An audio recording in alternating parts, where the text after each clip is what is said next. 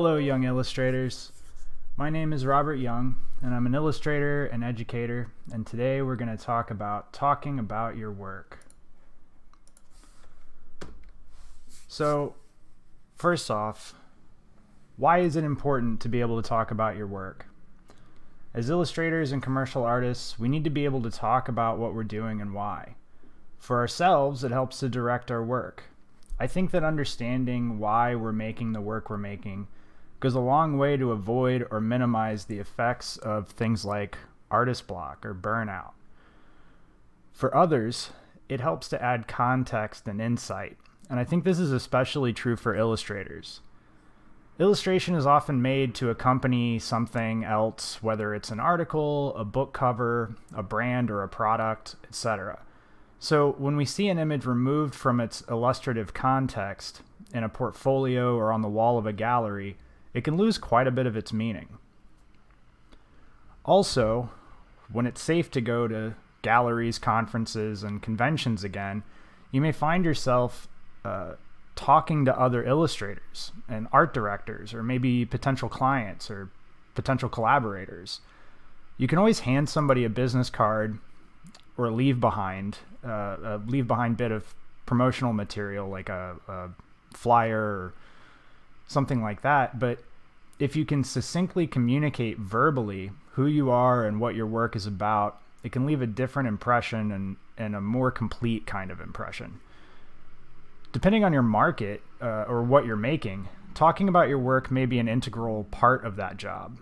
For people wanting to make their own comics, you'll have to become very comfortable with pitching your work to publishers if you go that route. The same is true for children's book authors/illustrators, or people wanting to develop a cartoon show, or all kinds of other markets. If you want to go into gallery work, having your work in galleries, which is something that's become increasingly available to illustrators. Galleries have been more receptive to illustrative work than they were historically. You're going to have to talk about your work. So how do we talk about our work? Step one is to identify yourself. Who are you? What do you like? What do you dislike? And this is you as a person.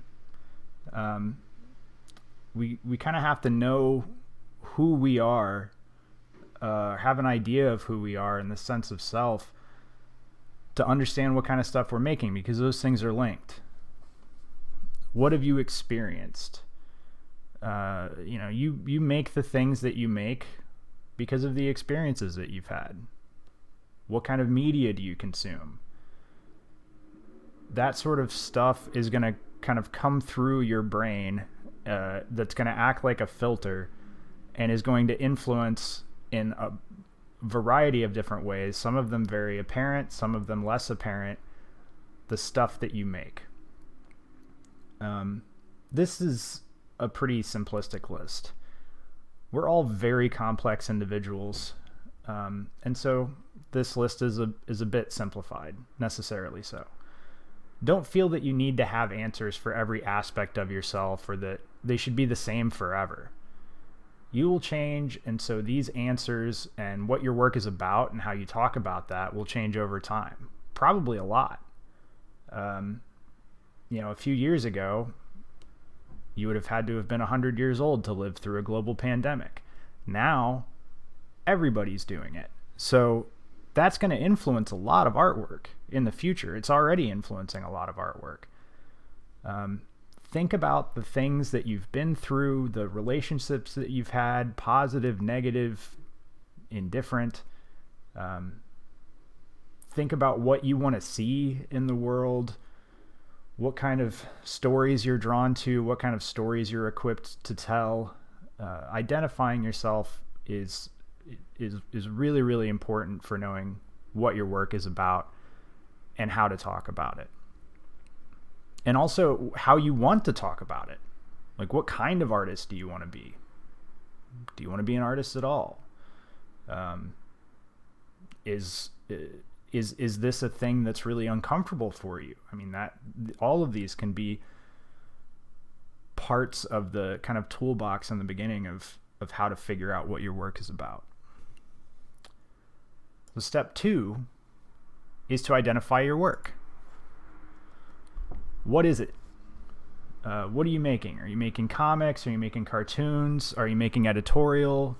Do you not have an idea in mind when you make work about what sort of market it goes into? Some people work in a more in a way that's kind of historically been associated with fine artists, where illustration is an exploratory process to a degree. There are, some things that we have to get into with like capital I illustration, the like business of illustration, that do separate it from the fine arts. But what is it that you're making? Where does it go? Does it go in a traditional market? Like I said, are you doing book covers? Are you doing editorial? Are you doing advertising? Does it go into a hybrid market? Something that maybe combines with other parts of art and visual culture that are not typically associated with commercial arts or with illustration, i.e. fine arts. Is it in an emerging market? Technology keeps changing. So now we have things like digital publishing, which is probably no longer an emerging market. It's been around for a while. But now we have things like VR technology. And there's, software that's still in its infancy of drawing in sort of a 3-dimensional, experiential, interactive 3D virtual environment. That could be something that has a huge impact on art in the future. And artists like Wesley Alsbrook was using that for a while. So that would be an example of like an emerging market. Is it a niche market? Is it, when we talk about book covers, if we're talking about even genre fiction, we're talking about tons and tons of people, millions of people that read those sorts of things. If your market is niche, maybe it's not something that's that big. It's going to be something that your market, your audience is going to be much smaller, and those can be really difficult. So it's important to know if that's who you're talking to. Like the idea of children's books for adults has always been thought of as a pretty niche market, and that's why you don't see that many of them. What does your work look like? These can be formal qualities. This is a big benefit, I think, of art school. You're put into a position where not only do you have to describe what work looks like all the time, you have to listen to other people describe what their work looks like and what they think your work looks like, and you have to describe what you think their work looks like. And so you just get a ton of practice at this. And, you can talk about the formal qualities, line, value, color, form, those sorts of things. But you can also talk about conceptual qualities. Illustration is generally pretty conceptual, unless we're talking about things like, mechanical or scientific illustration, which is usually, I find for my students at least, not what people are going into. Even if they're only interested in, pretty literal narrative illustration, there's still a lot of conceptual force behind that. Why does it look the way that it looks? This is really hard, and it's something I spend a lot of time focusing on in my classes with students, is talking about the effect of influence and how we develop our voices as artists to make the kind of work that we make, and where that actually comes from. So this is something that is a combination of who you are, your life experience, all of that stuff that I talked about in step 1, and then also what have you seen. This is probably something that I'll go into more depth on later, but there are things that influence us that we may not be directly aware of. There are things that we like but don't necessarily influence us. I think you can be influenced by things that you don't even particularly like. We can definitely be influenced by things that we hate. We can want to do things because they're the opposite of something else that we've seen. So the question of why does your work look the way that it looks formally is really, really hard. What is your work trying to do? So without a purpose or a goal, images are kind of just images. They don't connect with people no matter how expertly rendered or how true to reality or how colorful. Art and illustration in particular needs a goal. Capital I illustration, again, that sort of idea of illustration as a job, as a market, in particular, needs a specific goal, usually communicative, and that goal needs to be understood by the intended audience. So having that goal is going to help you a lot. There are exceptions to this, and illustration and art in general, visual culture, are living animals. They change a lot. Things that we're seeing now in commercial illustration contexts, some of it looks like abstract work. It's become much more abstract and graphic and flat. So these things are going to change, and the goals of illustration are going to change. But you need to be communicating something. It doesn't have to be some big world-changing thing or some deep existential philosophical idea. It just has to have a job.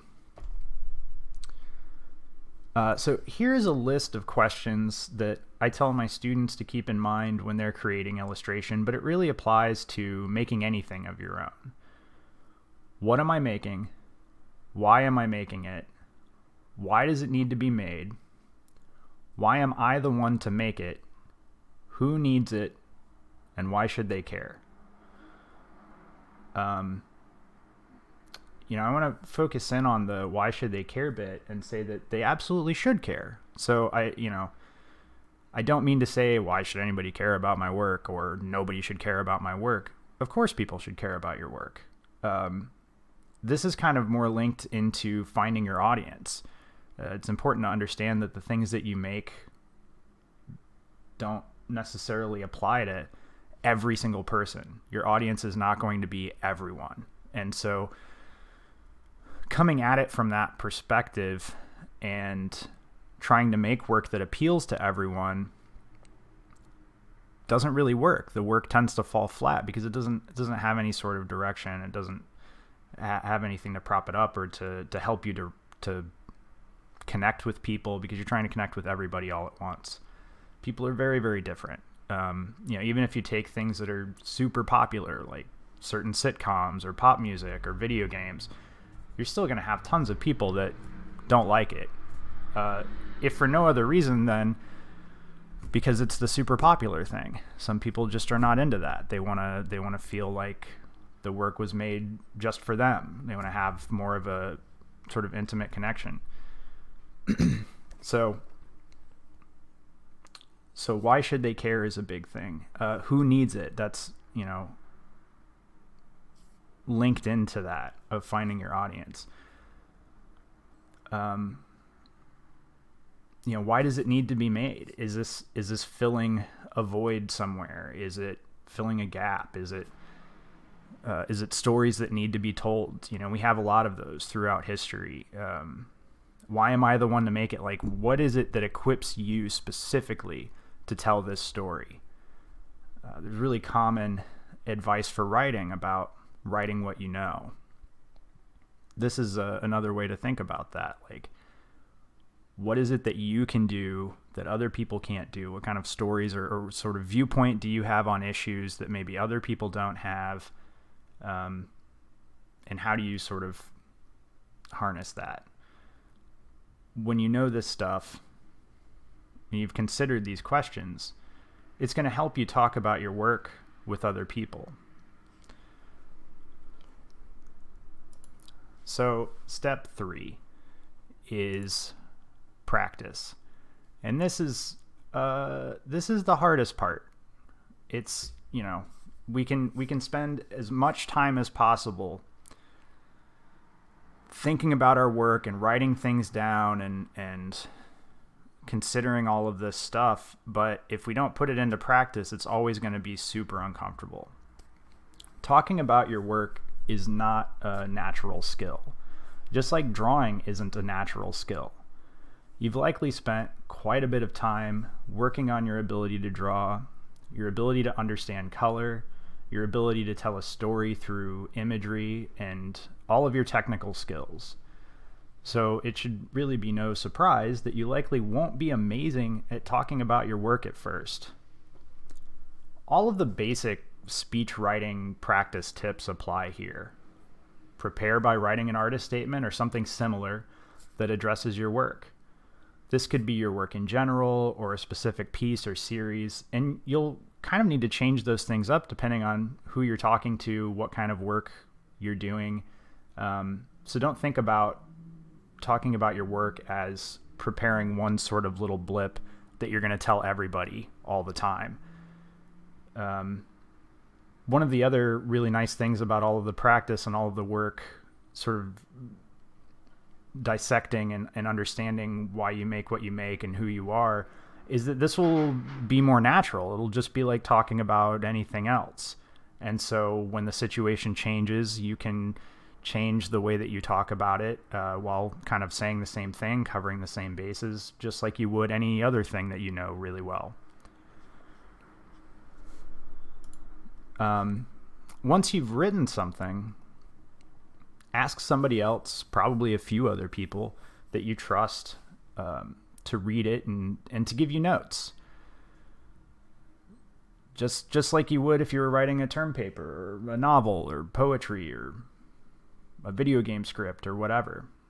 You know, if you're the only one that is making things, you never show them to anybody else before you just sort of put them out in front of everybody, you'll miss things.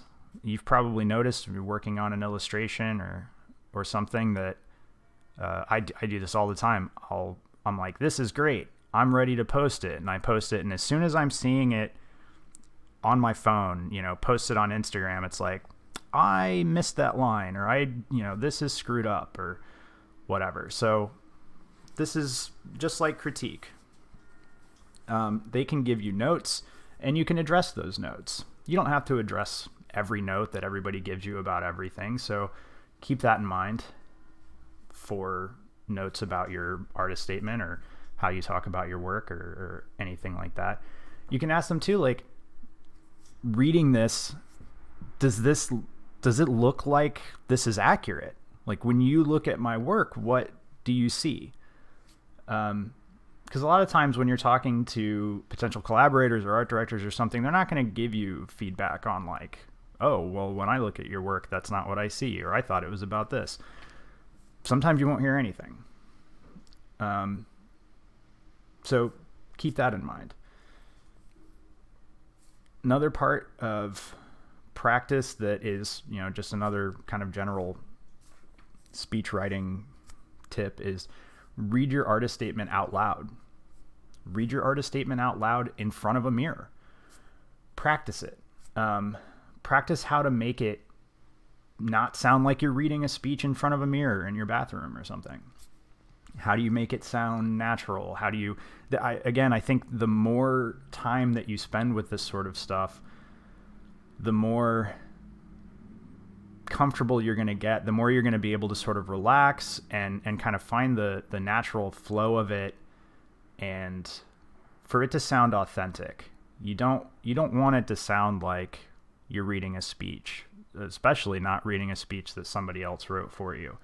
That can be really difficult. And also knowing who you are and all of this stuff about yourself can help you find out, like, well, what is a natural pitch? Like, maybe you are a really, like a proper speaker. Maybe you're like a natural speech writer. Maybe that feels good, like that sort of cadence of, I don't know, a TED Talk or something like that. I tend to ramble. So part of this for me is to try to avoid excessive rambling. Some of it's probably going to come up, but what can you do? And but that's going to be something that kind of feels more natural to me. I'm going to try to be really casual. I don't want to come off. I'm not a kind of person that's really proper and stilted. Don't avoid opportunities to talk about your work with people directly. When it's safe to do so, put yourself in situations where you can talk with real people directly and build your professional network.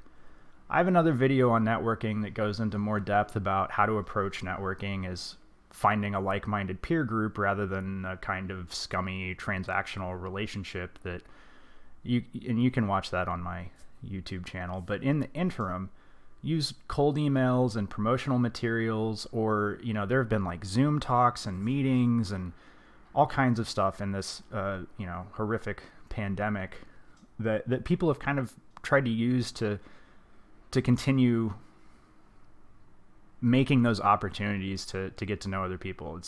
It's a huge thing in any sort of job, but especially in arts. And I think it's really tempting to just like throw your work up on Instagram or Twitter and just like sit back and wait until people come and contact you.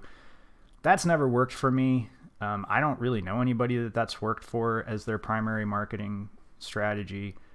I think it's fine to do. It's definitely, it's free, so you can just throw stuff up there and whatever. But if you're not sending out emails, if you're not sending out promotional material, if you're not trying to build your network, which is going to require talking about yourself, talking about your work, then, it's probably nothing's going to happen.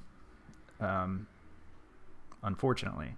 So the other thing is that tailor that talk about your work to the specific people you're talking to. So I've talked about that a little bit, probably a couple of times.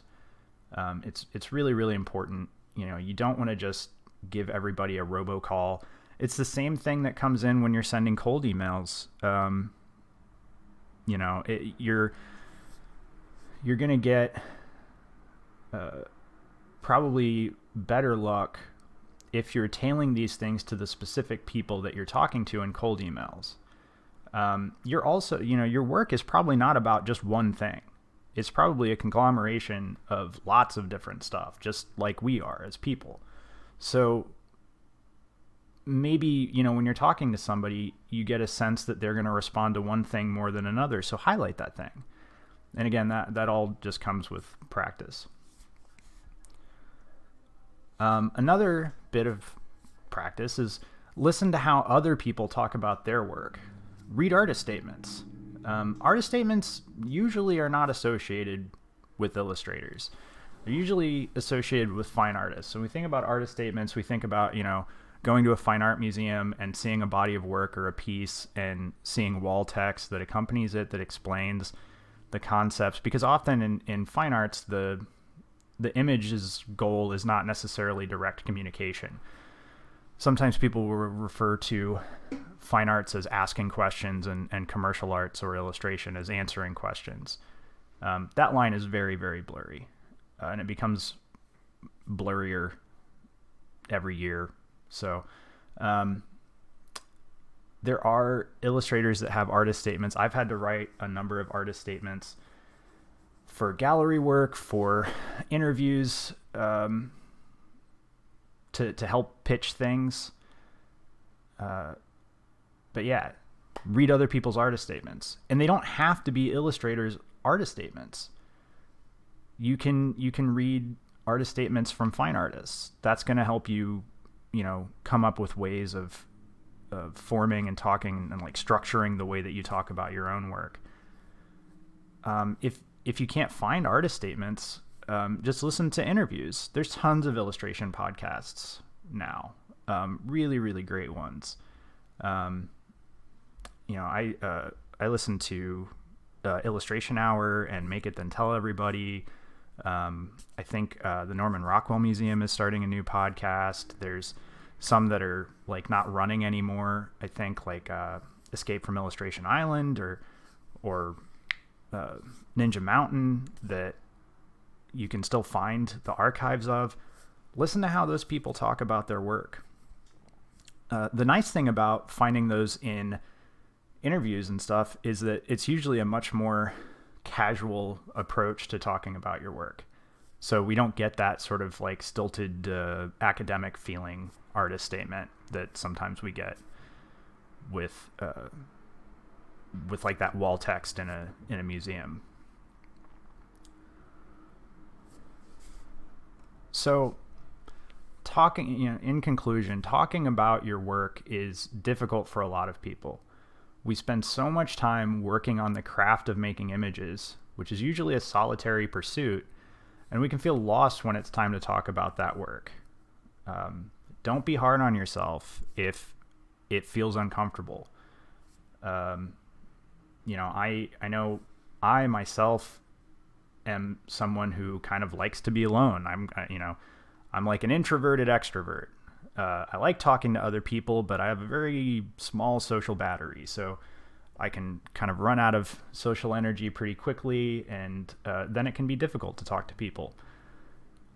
But one of the ways that I've found is really successful for being able to do this thing that I love to do is going to conventions, is, tabling things like SPX or MoCA, selling my comics, which is like 2 or 3 days of talking to people about my work.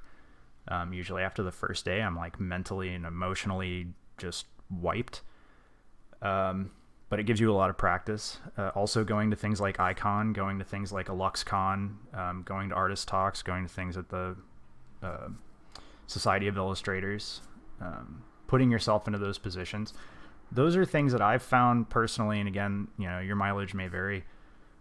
Those are the things that have helped me get work.